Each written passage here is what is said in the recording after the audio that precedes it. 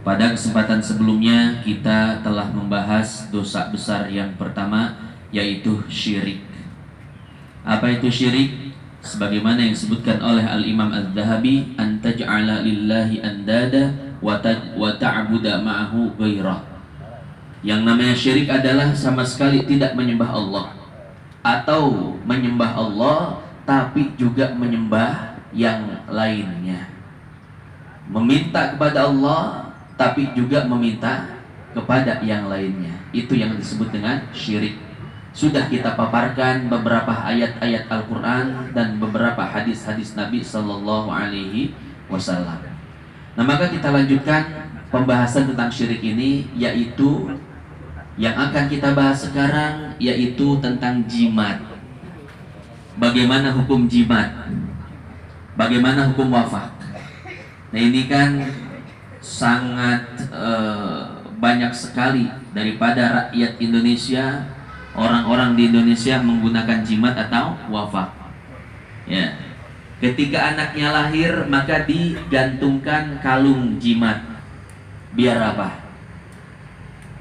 Biar tidak diganggu oleh jin dan setan.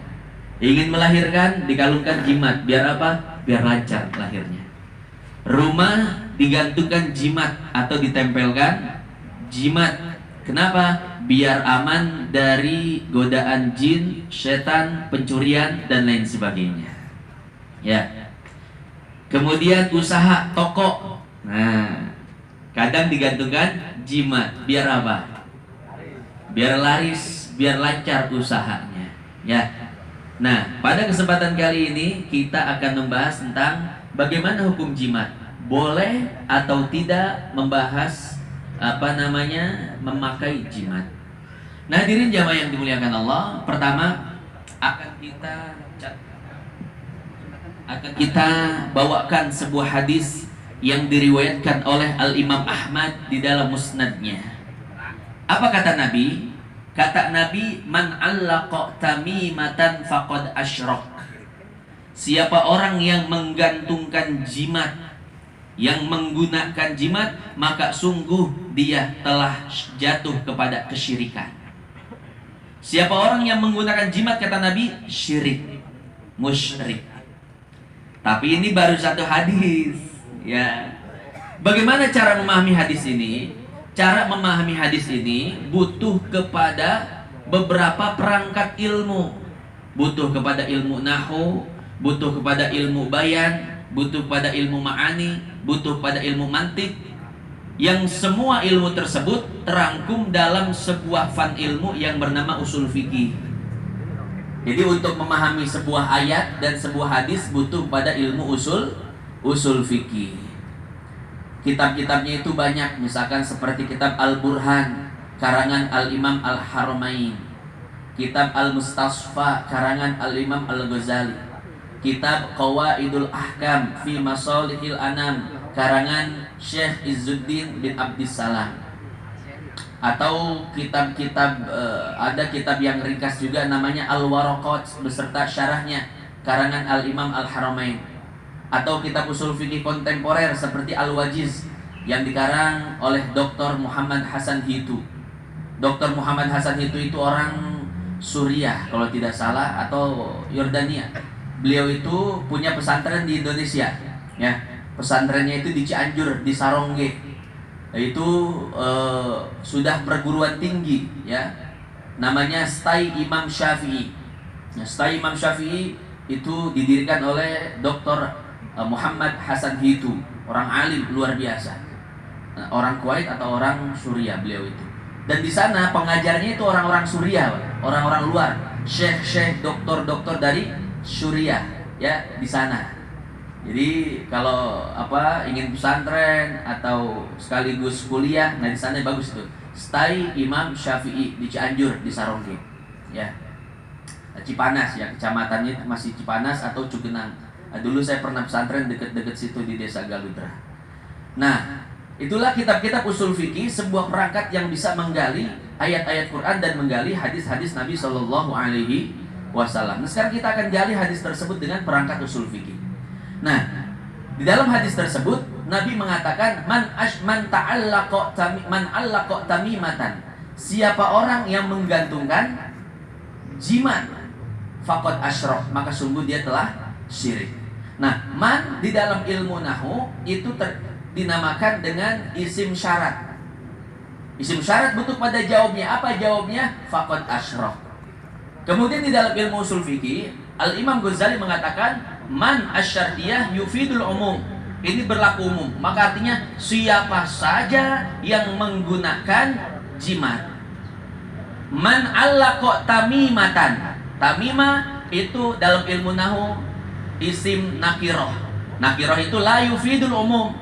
Tidak menghasilkan pemahaman tentang sebuah keumuman. Artinya apa?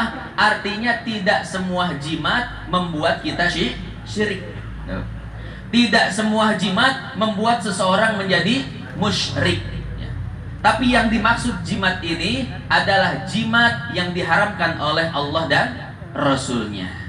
Maka keumuman hadis ini dikhususkan dengan hadis riwayat At-Tirmidzi dan riwayat Al-Imam Abu Dawud. Anna Rasulullah sallallahu alaihi wasallam kana yu'allimuhum minal faza'i kalimatin.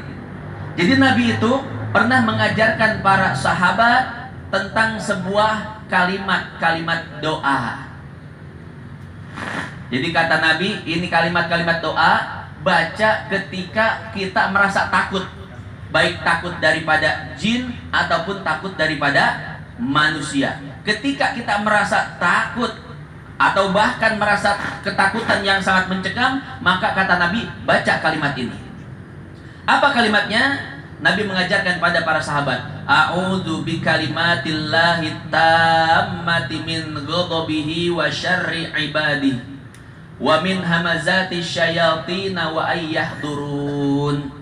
Itulah kalimat yang diajarkan oleh Nabi sallallahu alaihi wasallam kepada para sahabatnya jikalau atau ketika para sahabat merasa takut, baik daripada takut jin ataupun takut dari godaan manusia, ya. Nah, sehingga apa yang terjadi? Para sahabat pun mulai menghafal doa dari Nabi Shallallahu Alaihi Wasallam tersebut dan mengajarkan kepada anak-anaknya di rumah. Hei anakku, nih kalau takut baca ini, kalau takut baca ini. Ini baru saja ayah mendapatkan dari Nabi Shallallahu Alaihi Wasallam. Semua sahabat mengajarkan pada anak-anaknya, termasuk Abdullah bin Amr. Abdullah bin Amr pun mengajarkan kalimat-kalimat doa ini kepada anak-anaknya. Anaknya yang sudah balik, yang sudah dewasa, maka diajarkan secara talqin. Ayo ikutin bapak, hafal, ya. Dan anak-anaknya yang masih bayi, yang masih balita, beliau tidak ajarkan secara talqin, tapi beliau tuliskan pada sebuah kertas, kemudian digantungkan di lehernya. Jadi buat anak-anak yang bisa ditalkinkan, disuruh menghafal, beliau ajarkan dengan hafalan. Tapi anak-anak kecil yang belum bisa ditalkinkan, maka beliau tulis dan digantungkan di lehernya. Maka hadirin jamaah yang dimuliakan Allah, kata para ulama, ini menjadi bukti bahwasanya menggunakan jimat, yang mana isi jimat itu adalah doa-doa, solawat-solawat, nama-nama Allah, nama-nama Rasulnya, itu merupakan sesuatu yang diperbolehkan. Dari mana ini hadisnya? Riwayat Al-Imam At-Tirmidzi dan Al-Imam Abu Dawud. Sahabat Nabi yang bernama Abdullah bin Amr menggantungkan jimat pada leher anaknya yang masih kecil dan masih balita, ya. Nah, maka hadis ini menjadi sebuah kekhususan. Dikhususkan hadis riwayat Ahmad itu menjadi hadis yang al-am urida bihil khusus atau amun maksus, sebuah hadis yang umum yang butuh pada mukhassis, pentaksiskan daripada hadis yang lainnya. Maka makna hadis riwayat Ahmad, man allaqa tamimatan, siapa orang yang menggantungkan jimat. Jimat apa yang dimaksud oleh Nabi? Jimat yang dimaksud oleh Nabi adalah jimat yang isinya itu bukan doa-doa, jimat yang isinya bukan solawat-solawat, jimat yang isinya, ya, bahkan itu adalah kalimat-kalimat kufur. Seperti misalkan tulisan-tulisan yang kita enggak ngerti, tulisan-tulisan Sansekerta, ada tulisan-tulisan yang lainnya. Bahkan di sana mungkin ada nama jin, ada nama setan, ada nama iblis, ya. Maka dengan jimat tersebut kita bukan meminta pada Allah, tapi meminta pada jin dan setan. Nah, jimat yang dilarang adalah jimat yang seperti itu. Jimat yang isinya bukan doa-doa kepada Allah, bukan nama-nama Allah, bukan sholat-sholat pada Nabi Shallallahu Alaihi Wasallam. Siapa orang yang menggunakan jimat tersebut, kata Nabi, faqad asyrok, maka dia telah menduakan Allah Subhanahu wa Ta'ala. Dia telah terjatuh kepada kemusyrikan. Ya, nah itulah hadis yang diriwayatkan oleh Al-Imam Ahmad di dalam musnadnya. Jadi hukum pakai jimat boleh nggak? Dilihat dulu apa isinya, ya. Kalau isinya itu bagus, zikir-zikir sholawat, maka boleh. Baik digantung di anak, digantung di rumah, digantung di toko-toko untuk penglaris dan lain sebagainya, boleh. Tapi kalau isinya itu adalah permintaan-permintaan, pemujaan-pemujaan kepada jin, setan, iblis, maka hukumnya haram. Ya. Bagaimana Pak Ustadz cara tahu isinya? Gampang. Kita lihat siapa yang ngasih. Kalau yang ngasih kiai, yang ngasih ustadz, terlebih guru kita, masya Allah, ya, guru kita Al-Mukarram Kiai Haji Ahmad Sobari sering memberikan kita wafa, sering memberikan kita azimah. Tidak jadi masalah. Kenapa? Kita lihat siapa yang memberinya. Apakah yang memberinya orang soleh ataukah bukan orang soleh. Tapi kalau yang ngasih itu dukun atau orang nggak jelas, waduh, ini isinya apa? Jangan dipakai, kata Syekh Ibnu Hajar. Maka Syekh Ibnu Hajar pernah ditanya di dalam kitabnya Al-Fatawa Al-Hadisiyah, bagaimana hukum jimat? Beliau mengatakan dilihat dulu isinya. Kalau isinya zikir dan sholawat boleh. Tapi kalau isinya itu permintaan, permohonan, pemujaan jin dan setan, itu haram hukumnya. Lalu bagaimana kalau kita tidak tahu? Sama, tidak tahu pun jangan dipakai. Kenapa? Karena takutnya, karena ketidaktahuan kita terhadap isi jimat, maka kita terjerumus kepada kemusyrikan. Ya, nah jadi dilihat dulu ya isinya apa. Kalau isinya sesuai dengan tuntunan Nabi, boleh. Kalau tidak sesuai, tidak boleh. Dalam hadis lain pernah sahabat itu bawa jimat, maka Nabi mengatakan, hat, sini coba saya pengen lihat dalamnya. Ketika dilihat dalamnya tidak bertentangan dengan akidah Islam, maka kata Nabi, manis taqa'a minkum an yanfa falyanfa. Siapa orang yang bisa manfaat untuk orang lain, gak apa-apa. Ayo bikin manfaat untuk orang lain. Ini menunjukkan jimat diperbolehkan oleh syariat dengan syarat tidak bertentangan dengan hukum-hukum dan kaidah-kaidah dasar daripada sebuah prinsip akidah Islam. Nah kemudian hadirin jamaah yang dimuliakan Allah, ada sebuah kisah ya, di Karawang dulu ada warung sop. Ini sopnya itu nikmat luar biasa. Siapapun yang mencicipinya pasti berangan-angan untuk kembali membeli dan merasakannya. Nikmat banget ini soto, nikmat banget ini sop, bikin ketagihan, bikin pengen balik. Ya, akhirnya itu warung sotonya, warung sopnya ramai sekali. Akhirnya ada satu keluarga ya pengen mampir makan di warung itu. Ini bawa anak kecil, semuanya masuk kecuali anak kecil. Ini anak kecil nggak mau masuk, ya, dia tetap berdiri di luar dan menangis sejadi-jadinya sambil melihat ke warung sop tersebut. Kenapa? Ditanya diam aja, kenapa nangis dan lain sebagainya. Akhirnya pulang nggak jadi makan. Ya. Setelah di rumah ditanya, dia mau cerita. Dia bilang tadi di sana itu saya melihat monyet-monyet bergelantungan. Ya. Melihat monyet-monyet bergelantungan di dalam toko. Jadi setiap sup yang disendok dari tempatnya disiapkan di dalam mangkok, itu monyet tersebut meludahi sup tersebut.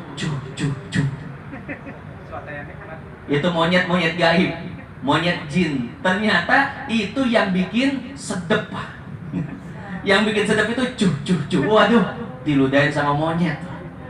Ya, makanya orang itu ketika mencicipi sop tersebut selalu ketagihan, pengen balik lagi. Itu namanya apa? penglaris. Tuh.